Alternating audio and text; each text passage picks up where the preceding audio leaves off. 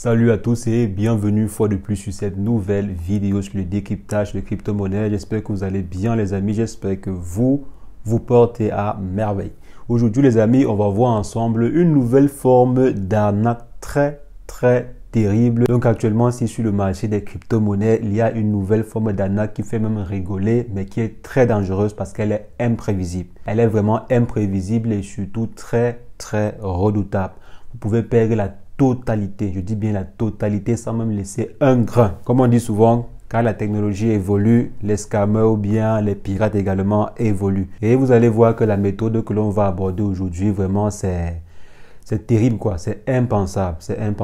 Donc c'est ce qu'on va voir aujourd'hui et bien sûr on verra également comment contrecarrer cela. On n'est pas simplement là pour présenter les problèmes, mais on présente les problèmes et on essaye d'apporter également des solutions. Donc on va présenter le problème et voir comment corriger cela ensemble dans cette vidéo. C'est ce que nous allons voir aujourd'hui. Et si jamais c'est la première fois que vous atterrissez sur cette chaîne, quotidiennement je fais le décryptage de crypto-monnaies, d'investissement en bourse ou investissement en ligne de façon générale. Donc si l'une de ces thématiques vous intéresse, n'hésitez pas, abonnez-vous et cliquez sur la cloche pour ne rien rater des prochaines vidéos. Alors en ce qui concerne la vidéo du jour, on va simplement se retrouver après une brève introduction.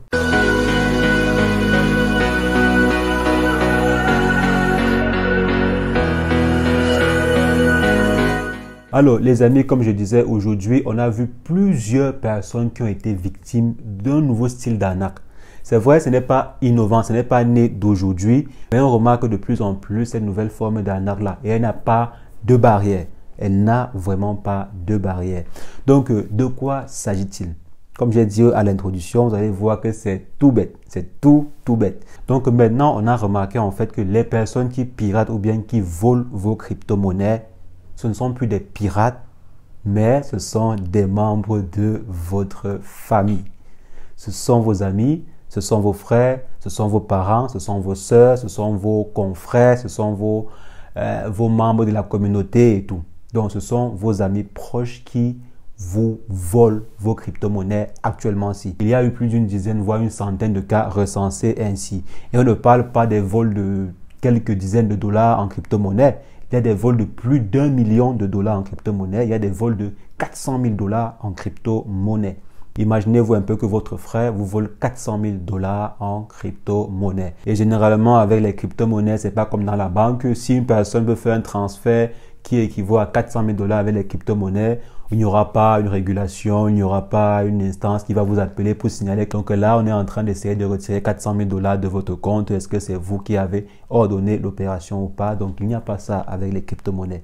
Il n'y a pas ça. Donc, c'est l'une des limites vraiment des crypto-monnaies. On peut faire une transaction de presque 400 000 dollars, 1 million de dollars en un coup. Donc, en un coup, vous pouvez envoyer 100 bitcoins, 200 bitcoins ou bien 1000 Ethereum d'une adresse à une autre. Donc, il n'y aura pas de régulation. Et l'une des seules informations que vous avez, c'est l'adresse, le montant et l'heure des transactions sur la blockchain. Donc, voyons par exemple ce cas aux États-Unis. Il y a un papa qui a été drogué par son enfant. Donc, un enfant d'environ 25 ans, je crois, 24-25 ans, qui a drogué son papa pour voler l'équivalent de 400 000 dollars en crypto-monnaie. Donc, il a en fait drogué son papa et lorsque son papa était endormi, il a vidé le compte. Donc, on suppose par exemple que si le papa avait ces tokens dans son MetaMask par exemple, l'enfant a simplement pris le téléphone, même si le téléphone avait l'empreinte digitale, il prend simplement le téléphone et il déverrouille avec le doigt du papa qui ne va rien sentir vu qu'il est drogué. Donc, il déverrouille le téléphone, il part sur MetaMask, il déverrouille avec l'empreinte digitale encore, il s'en va et il effectue la transaction. Et pour valider la transaction, il impose simplement le doigt du papa qui est ivre mort et la transaction est effectuée. Donc, vous voyez par exemple comment un enfant envers son papa, envers son géniteur peut être méchant. Donc là, vous voyez par exemple qu'il a simplement drogué. Ça pouvait arriver même qu'il tue son papa juste à cause des crypto-monnaies. Donc là, c'est fort et ça fait vraiment mal à entendre. Après 4 jours, je crois, à l'hôpital, le papa a pu être réanimé et l'enfant a avoué son forfait. Et ce n'est pas du tout un cas isolé. Ce n'est pas du tout un cas isolé. Il y a en fait l'un de mes abonnés qui m'a écrit récemment pour me demander de l'aide pour récupérer les 8 bitcoins qui ont été volés.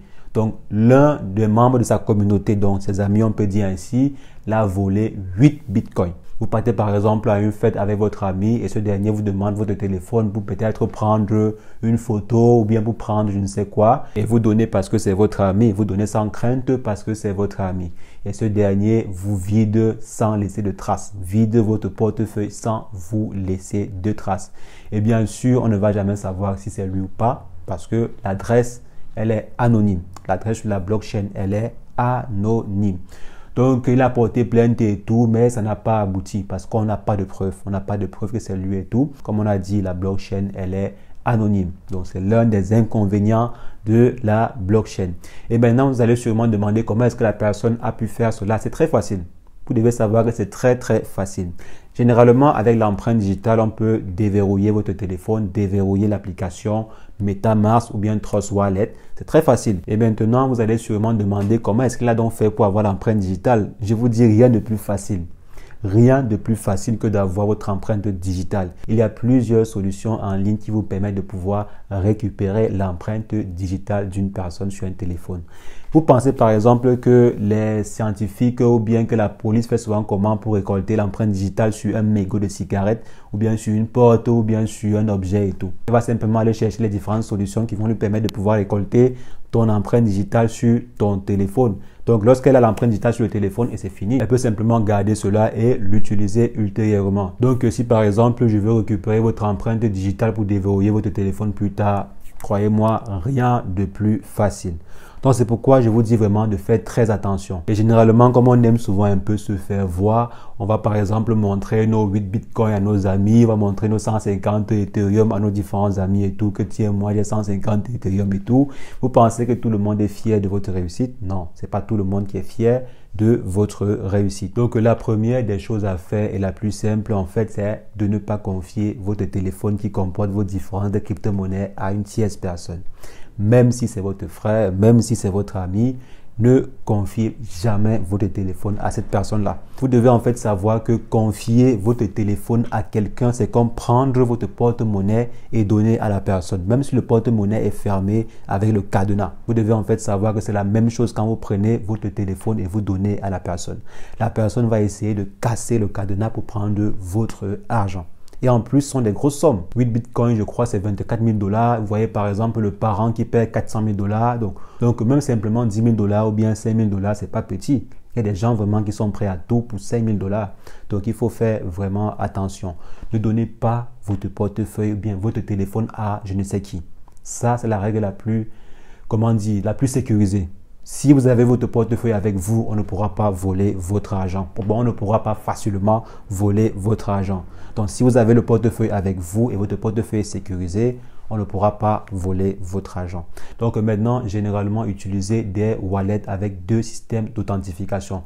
Surtout quand on veut faire la transaction. Si vous voulez, par exemple, faire une transaction, il y a souvent certaines applications ou bien certains wallets qui vous donnent la possibilité de pouvoir combiner l'empreinte digitale avec un code. Ça veut dire en fait que si une personne prend votre téléphone et s'en va mettre votre empreinte digitale dessus, il faudra un code que c'est vous seul qui connaissez. Bon, ça peut aussi arriver que la personne connaît votre code. Ça peut aussi arriver que la personne a l'empreinte digitale et le code. C'est pourquoi je dis, il faut tout faire pour que le téléphone ne se retrouve pas entre les mains de quelqu'un de très malveillant. Et vraiment de très malveillant, vous ne pouvez pas imaginer. Ça peut être votre fils, ça peut être votre frère, ça peut être votre soeur, ça peut être votre maman, ça peut être n'importe qui. Donc faites vraiment attention. C'est pourquoi moi je préfère garder cela sur des clés Ledger et sécuriser cela au maximum. Je mets les mots de passe à tous les niveaux. Donc vous mettez les mots de passe à tous les niveaux et vous sécurisez une grande partie sur des Ledger. Comme j'ai dit, configurez tous les moyens de sécurité qui vous sont proposés par toutes les différentes applications. Parce que généralement, en fait, c'est quand on se rend compte de ces différentes attaques-là que l'on met sur pied des systèmes de sécurité. Et la plupart des temps, les applications vont vous fournir les différents systèmes de sécurité pour essayer de contrecarrer cela. Donc, configurer tous les différents systèmes de sécurité qui vous sont proposés, que ce soit sur MetaMask ou bien sur Trust Wallet, les Ledger et autres. Donc, configurez tous les différents moyens de sécurité qui vous sont proposés. Et ne donnez pas votre clé Ledger ou bien votre téléphone à tout le monde.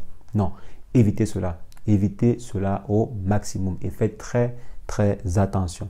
Donc les amis, c'est ce que je voulais partager avec vous dans cette vidéo. Donc je pense que ceci va un peu mettre la puce à plus d'une personne. Il y a souvent des personnes qui aiment donner leur téléphone à X ou à Y, donc faites vraiment attention. Il y a également une autre solution que vous pouvez mettre sur pied, c'est quoi? C'est configurer un deuxième utilisateur sur votre téléphone. Il y a certains téléphones qui donnent la possibilité d'avoir plusieurs utilisateurs sur le même téléphone. Donc le premier utilisateur sera l'utilisateur par défaut et maintenant le deuxième utilisateur sera votre utilisateur pour les crypto-monnaies. Donc c'est carrément deux utilisateurs différents, un peu comme sur Windows. Donc vous aurez vraiment la possibilité de configurer tout de façon différente. Vous allez pouvoir par exemple changer les mots de passe, changer même le doigt pour déverrouiller ou bien changer l'élément pour déverrouiller, changer le code, donc changer plusieurs éléments pour ainsi maximiser la sécurité de vos différents tokens. Donc là, c'est pour tous ceux qui auront la chance d'avoir cette fonctionnalité-là sur leur téléphone. Donc allez-y vous renseigner si jamais vous avez la fonctionnalité de multi-utilisateur sur votre téléphone. Ça va grandement vous aider. Donc les amis, c'est ce que je voulais rapidement partager avec vous dans cette vidéo. On va simplement se revoir très prochainement pour une nouvelle vidéo sur le décryptage de crypto-monnaies. Mais entre-temps, portez-vous bien. Ciao, ciao.